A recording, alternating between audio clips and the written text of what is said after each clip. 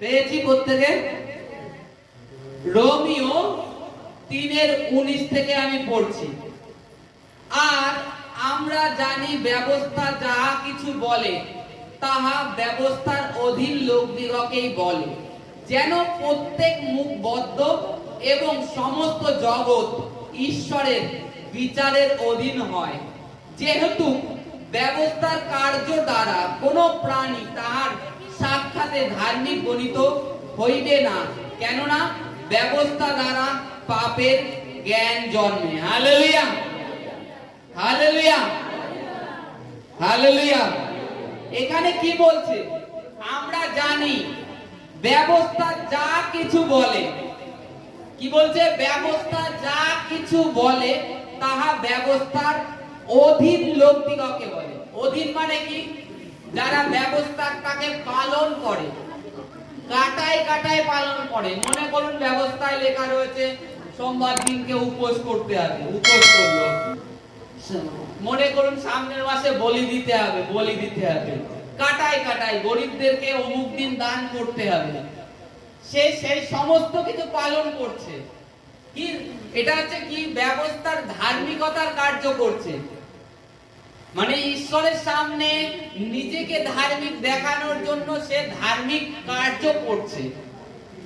এটা যেটা জাগতিক সিস্টেম, যে ধার্মিকতা করা, কি মানে তীর্থ স্থানে যাওয়া, ভ্রমণ করা, নিজেদেরকে মনে করে আমরা ধার্মিক কার্য করছি, কিংবা কোথাও স্নান করলে মনে করে আমরা ধার্মিক কার্য করছি, পুণ্য করছি।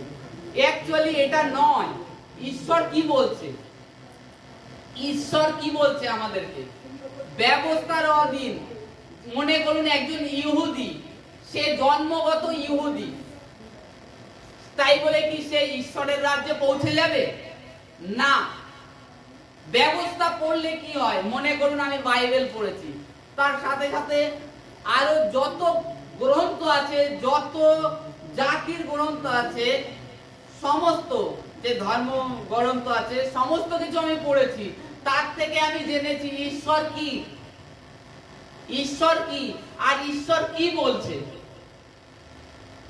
ঈশ্বর কি বলছে? যেরকম যদি দেখি স্বামী বিবেকানন্দ বলছে, জীবে যেই জন প্রেম করেছে সেই সেবিছে ঈশ্বর। স্বামী বিবেকানন্দের বাণী, তাই তো? কিন্তু এই বাণীতে কোনো কাজ হবে না। বাইবেলটা ঠিক উল্টো বলছে। বাইবেল উল্টো বলছে, ব্যবস্থা পড়লে, জানলে তুমি ধার্মিক হয়ে গেলে স্বর্গে চলে যাবে, কিংবা সেই অনুযায়ী তুমি কর্ম করছো, তাই বলে তুমি স্বর্গে যেতে পারবে না। তুমি ব্যবস্থা পড়েছো, পড়ার দরুন কি জেনেছো?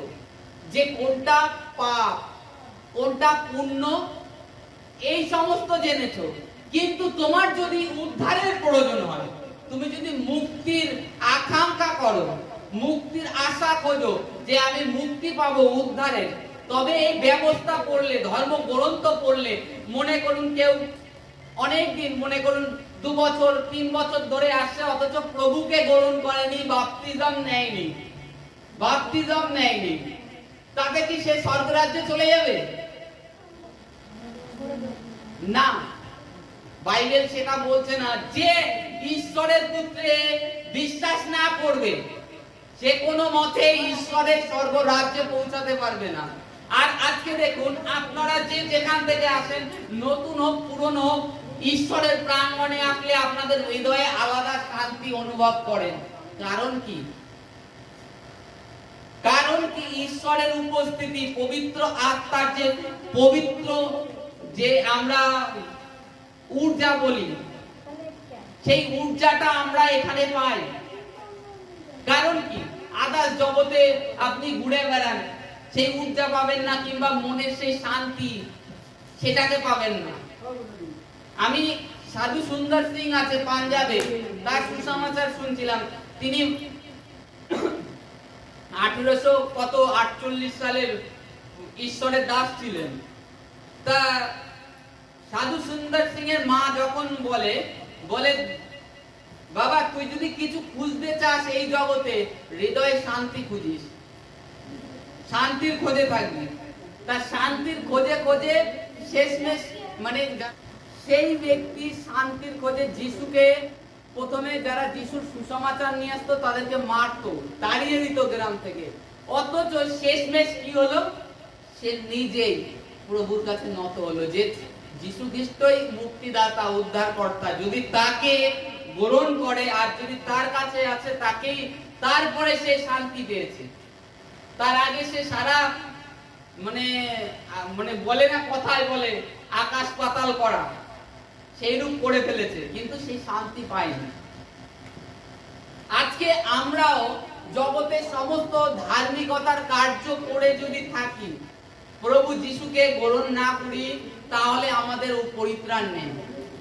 আজকে আমরা যদি দেখি অনেক মহৎ ব্যক্তি যাদের নাম হয়তো ইতিহাসের পাতায় লেখা আছে, কিন্তু যিশুকে গ্রহণ করেনি, তারা অনেক ধার্মিকতার কার্য করেছে, স্বর্গরাজ্যে পৌঁছতে পারেনি। বাইবেল এটা সাক্ষ্য দিচ্ছে। বাইবেলে বলছে, এই যে আমরা পবিত্র শাস্ত্র গ্রন্থ পড়ছি, সমস্ত গ্রন্থ, তাতে আমাদের কি হচ্ছে? পাপ পুণ্য সম্বন্ধে আমাদের জ্ঞান পাচ্ছি, পাপের সম্বন্ধে, পাপ কোনটা, ধার্মিকতা কোনটা। কিন্তু আমাদের উদ্ধারের জন্য যিশুর কাছে আসতে হবে, যিশুকে গ্রহণ করতে হবে। নিচে দেখবো 21-এ, কিন্তু এখন ব্যবস্থার ব্যতি রেখে ঈশ্বর দেয় ধার্মিকতা প্রকাশিত হইয়াছে, আর ব্যবস্থা ও ভাববাদীগণ কর্তৃত্ব তাহার পক্ষে সাক্ষ্য দেয়া হইয়াছে। ঈশ্বর দেয় সেই ধার্মিকতা যীশু খ্রিস্টের বিশ্বাস দ্বারা। যাহারা বিশ্বাস করে তাহাদের সকলের প্রতি বর্তে, কারণ প্রভেদ নাই, কেননা সকলেই পাপ করিয়াছে এবং ঈশ্বরের গৌরব বিহীন হইয়াছে। উহারা বিনামূল্যে তাহার অনুগ্রহে খ্রিস্ট যিশুতে প্রাপ্ত মুক্তি দ্বারা ধার্মিক গণিত হয়। হালেলুয়া। এতে কি বলছে? এখানে যে বলছে ঈশ্বর আমাদেরকে অলরেডি ধার্মিকতা দিচ্ছেন, এতে আমাকে ধার্মিকতার কার্য করতে হবে না। ধার্মিকতার কার্য আপনি মনে করুন, কেউ আগেকার দিনের নিয়ম তো জানেননি, এমন এমন গ্রাম আছে, এখনো এমন এমন গ্রাম আছে, সেই সমস্ত গ্রামে মানে আগুনের মধ্যে দৌড়িয়ে যাওয়া, নিজেদের শরীরকে ক্ষত বিক্ষত করা। দেখা যায় অনেক ধর্মের মধ্যে আছে বেলেগ দিয়ে শরীর কাটকুট করা। তাতে কি ঈশ্বর নাকি খুশি হয়? ঈশ্বর নাকি খুশি হয়? এতে এক জায়গায়ও নেই। বাইবেল কি বলছে? এই যে ধার্মিকতার জন্য এত কিছু করার চেষ্টা করছে, আগুনে যাচ্ছে, কাটায় ঝাঁপ দিচ্ছে, অনেক কিছু করছে, এই সমস্ত কিছু করার দরকার নেই। কিংবা ব্যবস্থা যে পুরো নিয়মটা পালন করতে হবে, তাও কিছু করতে হবে না। কিন্তু যদি না তুমি ঈশ্বরের পুত্র যীশু খ্রিস্টে বিশ্বাস করো, তাহলে তুমি বিনামূল্যে যে মোক্ষ, কথা হিন্দুতে বলে মোক্ষ, উদ্ধারের করছো, সেটা তুমি পেয়ে যাবে। সেটা বিনামূল্যে। এর জন্য তোমার কোনো শরীর ক্ষত বিক্ষত করতে হবে না, তোমাকে কাটার মধ্যে যেতে হবে না, আগুনে যেতে হবে না, কোথাও যেতে হবে না, কিংবা ব্যবস্থা গ্রন্থ সমস্ত দেশের পড়তে হবে, এমন কোনো কথা নেই। যদি না তুমি যীশু খ্রিস্টকে বিশ্বাস করো, তবে তোমার জীবনে এইগুলো হবে। বিনামূল্যে মুক্তি পেয়ে যাবে। তার জন্য তুমি কোনো পরিশ্রম করোনি। করেছো? করোনি। কে এই মুক্তি সাধনটা করেছেন? ঈশ্বর তার পুত্রের মাধ্যমে। আমরা যাতে ধার্মিক গণিত হই। আর খালি ব্যবস্থা পড়লে হবে না। ব্যবস্থা পড়লাম, ব্যবস্থার থেকে জেনে নিলাম, অনেক জ্ঞান প্রাপ্তি হলো, তাতে কি হয়? পাপের জ্ঞান জন্মে, পাপ পুণ্য বিষয় জানতে পাই, কিন্তু ধার্মিকতা আসে না। রীতি রিবাজ পালন করলে তুমি ধার্মিক হয়ে যাবে না। রীতি রিবাজ, জাগতিক যে রীতি রিবাজ কিংবা ব্যবস্থায় লেখা আছে অনেক নিয়ম কানুন, সেইগুলো ফলো করলে তাতেই তুমি ধার্মিক হয়ে যাবে না। তোমার ঈশ্বরের পুত্রকে স্বীকার করতে হবে, গ্রহণ করতে হবে, তবেই তুমি ধার্মিক হয়ে যাবে ঈশ্বরের সম্মুখে। তারপরে কোনো ব্যবস্থার প্রয়োজন নেই, কারণ ঈশ্বর তো বিনামূল্যে খালি বলছে আমার পুত্রকে বিশ্বাস কর, তোকে আমি ওই ফিরিয়ে দিয়ে দেবো মুক্তি। যার জন্য জগৎ ব্যবস্থা পালন করছে, আগুনে ঝাঁপ দিচ্ছে, এভরিথিং সব করছে জগৎ, কি না কি করছে মুক্তির জন্য, তপস্যা, কতদিন তপস্যা করছে। এই যে যদি দেখি যে অনেক সাধুরা হয়তো জীবনকাল, তাদের জীবনকাল পুরো ছেড়ে দিয়ে, সমস্ত সংসার ধর্ম ত্যাগ করে দিয়ে, তারা মোহ মায়া ত্যাগ করে দিয়ে তাদের বছরের পর বছর কেটে গেছে, ঝড় বৃষ্টি নেই, বস্ত্রহীন জীবন কেটে গেছে, তারা মুক্তির অপেক্ষায় রয়েছে। মুক্তির অপেক্ষায়, আর কিছু না। ঈশ্বর এটা যীশু খ্রিস্টের মাধ্যমে আমাদেরকে ফিরিয়ে দিচ্ছে।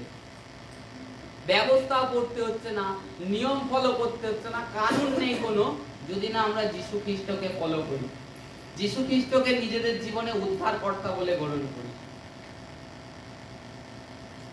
অধিক ব্যবস্থা করলে কি হয়, মানে অধিক শাস্ত্র গ্রন্থ পড়লে পাপের জ্ঞানটা মানে পাপ পূর্ণ বিষয় জানা যায়, কিন্তু ধার্মিকতা আসে না। ধার্মিক কার্য করলেও ধার্মিকতা আসে না। ওটা ঈশ্বর ফ্রিতে দিচ্ছে আমাদের যিশুর মাধ্যমে। Hallelujah, hallelujah.